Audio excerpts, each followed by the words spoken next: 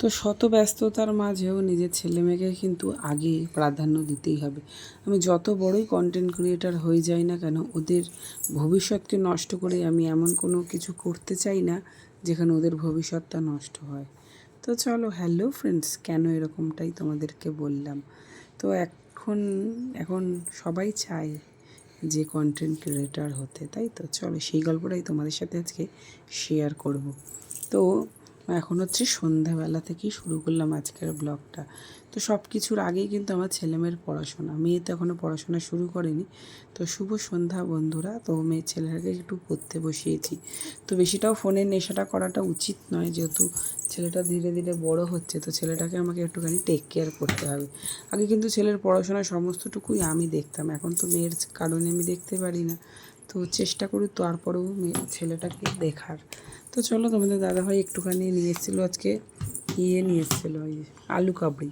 রোজ একই মুড়ি চানাচুর খেতে ভালো লাগে না, তাই ভাবলাম আলু কাবড়ি দিয়ে মুড়িটা মাখি, তাহলে ঝালমুড়িও হয়ে যাবে, আলু কাবড়িও হয়ে যাবে। এদিকে ছেলের স্কুলের জামাটা গেছে বগলের কাছটা ছিঁড়ে, সেটাই একটুখানি সেলাই করছিলাম। আর মেয়ে কিন্তু ওর বাবার কাছেই আছে, আর এই যে সেলাই করলাম।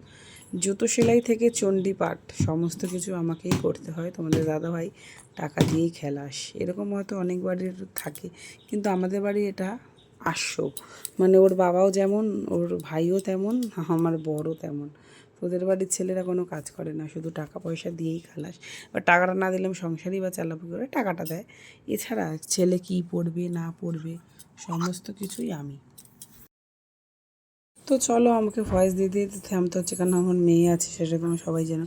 আগের দিন রাতে মাটনটা ছিল, সেটাই খেয়েছিলাম, যেটা তোমাদের দাদাভাই রান্না করেছে, আমি আর রান্না করিনি। তো এটা হচ্ছে পরের দিন সকালবেলা। গুড মর্নিং ফ্রেন্ডস, তোমরা কেমন আছো? আশা করছি তোমরা খুব খুব ভালো আছো, আর আমিও খুব ভালো আছি। তো দেখো, মেয়ে এখন অনেক কিছুই শিখে গেছে। মেয়েকে বলছি টাটা করতে, মেয়েও দেখো টাটা করছে। তো এই আস্তে আস্তে সময়গুলো কি তাড়াতাড়ি পার হয়ে যাচ্ছে, তাই না? তো আমার মেয়েটাও বড় হয়ে যাচ্ছে, ছেলেটাও বড় হয়ে যাচ্ছে। এই সময়টা আমি আর ফিরে পাবো না, তাই তো? জিজ্ঞেস করো, জিজ্ঞাসা করো। হ্যাঁ,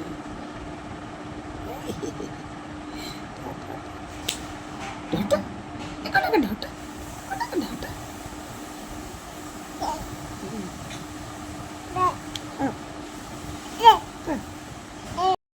হরে পরমাত্মা কৃষ্ণ গোবিন্দায় নমঃ।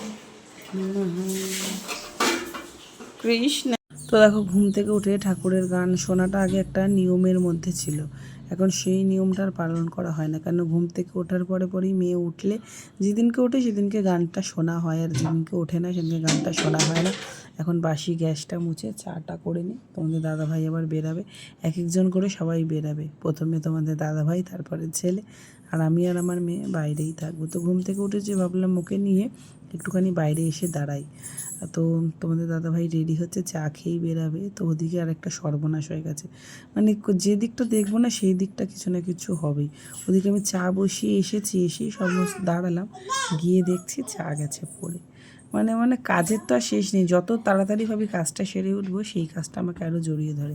আর আমার মেয়ে যেই দেখেছে ক্যামেরা অন, সেই অমনি টাটা করছে। ওভাবে ক্যামেরা অন করলে বোধহয় টাটা করতে হয়। তো দেখো, চা পড়ে পুরো একাকার। আবার সেই ইন্ডাকশানটা মুছি, ফের তারপর আবার চা বসাই। এতটাই উত্তাল এসে পড়ে গেছে, মানে শান্তি নেই, যে দিকটা দেখবো না সেই দিকটাই এরকম হবে, এটাই হয়ে গেছে ব্যাপার। তো চলো, ইন্ডাকশানটা মুছে আরেকবার চাটা ফুটিয়ে নিই, তারপরে তোমাদের দাদাভাই খেয়ে বেরোবে। তোমাদের দাদাভাই তাড়াহুড়োর জন্য এমনটা হলে, আমি জোরে বাড়ি দিয়ে চলে গেছি, আর মনে নেই। তো চলো, ছেলেকে রেডি করি, তারপরে আবার আসছি। তো ছেলেকে রেডি, ছেলে তখন একা একাই রেডি হতে পারে, অতটা অসুবিধা হয় না। তো চলো, ছেলেকে রেডি বলে বলে দিতে হবে, তারপরেই ছেলে যাবে স্কুলে, তারপরে এসে মেয়েকে খাওয়াবো। তো এখন সমস্ত কিছু একাই পারে, অনেকটা আমি বই গোছানো শিখিয়ে দিয়েছি, জল ভরা, জামা প্যান্ট পরানো, ও একা একাই করে। আমাকে এই দিকটা এখন আর চিন্তা করতে হয় না। কেন, মেয়ে যখন পেটে ছিল তার আগের থেকে ওকে বলতাম যে বাবা তুমি একা একা শেখো, তো বলতে নেই, এখন মাথাটাও আঁচড়াতে পারে, সব কিছু একা করতে পারে। ওকে যদি ভাতটা মেখে দিই, ও কিন্তু একা একাও খেতে পারে, এটাই হচ্ছে। আমি বললাম মাথাটা আঁচড়ে দিয়ে, বলছে না তুমি আমাকে দাও, আমি আশ্রয় নিচ্ছি। এই যে আশ্রয়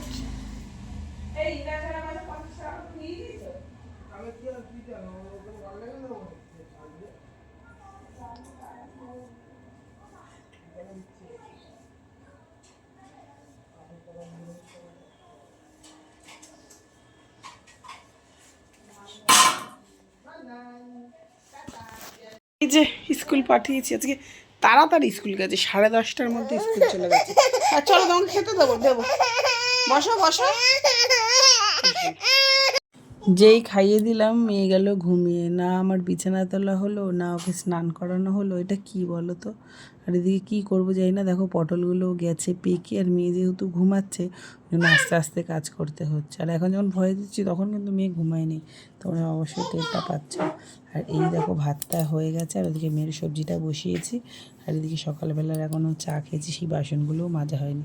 তো দেখো ম্যাডাম আমার উঠে গেছে আমার রান্নার ফাঁকে ফাঁকে, তো তারপর ওকে চান টান করিয়ে নিলাম। এখন ওকে করাবো হচ্ছে টিপ টিপ পরাবো। তো একা হাতেই সমস্ত কিছু করি। আর এখন যেহেতু গরম পড়েছে ওকে তেলটা মাখাই না গায়ে, শুধু মাথায় মাখিয়েই চান করে দিই। অনেকদিন ওকে গায়ে শ্যাম্পু করানো হয় না, মানে মাথায়। আর গায়ে হাত পায়ে সাবান দেবে একটুখানি, গরম গরম পড়ুক, কারণ এখন বৃষ্টির ওয়েদার। তো আবার যদি ঠান্ডা লেগে যায়, এমনি ওর বাবার জ্বর হয়েছে, তারপর ওর জ্বর হলে বাবা 2 দিন জ্বর হয়েছে আমাকে আর ওর বাবাকে পুরো নাজেহাল করে দিয়েছিল। তো এখন একটুখানি সাবধানেই রাখতে হবে। তারপরে দেখো মেয়েকে বসিয়ে দিয়েছি, ও সব কিছুই মুখে দেয়। তো আমি কিছু চলো বিছানাটাও তো তুলিনি, আজকে ছেলেকে বলিনি বিছানা তুলতে, কেন ছেলে তো আজকে স্কুল গেছে, তাই ভাবলাম বিছানাটা আমিই তুলে নিই। তাই দেখো বিছানাটা তুলে নিয়েছি। যতটা স্পিডে দেখছো ততটা স্পিডে কিন্তু হয়নি, আমি স্পিডটা বাড়িয়ে দিয়েছি। তো আর কী বলবো, দুঃখের কথা যেটা তোমাদেরকে শুরুতেই বললাম, ছেলে মেয়েকে অবশ্যই আগে প্রাধান্য দিতে হবে। কেন এখন ওদের ভবিষ্যৎটা উজ্জ্বল করতে গিয়ে আমি নিজেই যদি কন্টেন্ট ক্রিয়েটারের মধ্যে ঢুকে যাই, তাহলে ওদেরকে কিন্তু আর সামলানো হবে না। ওকে দুটো দিকে ব্যালেন্স রাখতে হবে। একদিকে যেমন ছেলের পড়াশোনাটাও করতে হবে, তার মধ্যেখানে আমাকে ভিডিও বানিয়ে তোমাদেরকে দিতে হবে। এটাও একটা আমার কাজের মধ্যেই পড়ে, জানি এখান থেকে আমি কোনো ইনকাম করি না, আমি আশা রাখছি যে ভবিষ্যতে আমি ইনকামটা করতে পারবো। তো দেখো মেয়ে কিন্তু আমার পায়ে পায়ে ঘুরছে, এখন আমাকে কোনো কাজই করতে দিচ্ছে না। আর এদিকে পুরো মুড়িটাই ফেলে দিল, কতটা মুড়ি দেখলে। তো আর কী করবো এখন, বেকার বকে ওকে লাভ নেই, ও তার কিছু বোঝে না। আর এখানে মুড়িটা আর খাবো না, কেন সবাই হাঁটাচলা করছে, তো সবাই মানে আমরা বাড়ির 3 জনই, তো এই মুড়িটার খাওয়ার দরকার নেই। চলো দিয়ে দেবো মাছকে, পুকুরে মাছ খেয়ে নেবো। ওকে বললাম তুমি কি করেছো, ও তো কিছুই বোঝে না, বেকার ওকে বকেও কোনো লাভ নেই। আর খালি পায়ে পায়ে ঘুরছে, আবার দেখতে এসেছি মা কী করছে। তো প্যাকেটে করে রেখে দিই, কালকে একে দিয়ে দেবো। তো দেখো আবার খাইয়ে দাইয়ে দিয়েছি, এটা হচ্ছে দুপুরবেলা। তো আবার দেখো লক্ষ্মী মেয়ের মতো ঘুমিয়ে পড়েছে। যখন ঘুমায় তখন ভাবি যে কতক্ষণে মেয়েটা উঠবে, আর যখন জেগে থাকে তখন ভাবি কতক্ষণে মেয়েটা ঘুমাবে। আর এদিকে আমি দেখছিলাম খবর, আর ওদিকে কিন্তু ও ঘুমিয়ে পড়েছে। তো চলো এখন আসবে ছেলে, তারপরে আমরা খেয়ে দিয়ে ঘুমাবো। ছেলে আস্তে আস্তে 3:45। তো দেখো আমি একটুখানি শুয়েছিলাম, ছেলে এসেছে, ছেলের আন্টিও কিন্তু এসে গেছে। ছেলে এখন পড়তে বসেছে, আর আমি এদিকে ঘুম থেকে উঠেছি ছাদে যাব বলে। তো আজকে একটুখানি তখন আর যাইনি, কেন ওয়েদারটা আজকে ভালো ছিল, তো তাই ভাবলাম পরেই যাব ছাদে। তো চলো হাত পা মুখটা ধুয়ে যাই ছাদে, গিয়ে জামা প্যান্টটা নিয়ে আসি। তারপর আবার শুরু হবে সন্ধ্যার রুটিন, মেয়েকে খাওয়ানো, নিজে চা খাওয়া, তারপরে আন্টিকে চা করে দেওয়া, মানে একটার পর একটা শিডিউল হতে থাকে। আজকে কিন্তু আমার মেয়ে খুব লক্ষ্মী হয়ে গেছে, 3টে থেকে 6টা অবধি ঘুমিয়েছে। তো দেখো এখন মা আর মেয়েতে খেলছি, ছেলের কিন্তু এখনও পড়া হয়নি। তো চলো সন্ধ্যাটা এইভাবেই কাটাই। আর রাতে কি রান্না করব জানি না, ওইবারে তো ওই পটল আলু ভাজা করেছিলাম, আর ডাল আর ডিম ভাজা এই রান্না করেছিলাম। তো সন্ধ্যাবেলা প্রচণ্ড জোরে পেয়ে গেছে খিদা। তো দেখো আর আজকে কিন্তু আমি সেজেগুজে বসেছি। আমার শাশুড়ি একটা কথা বলতো যে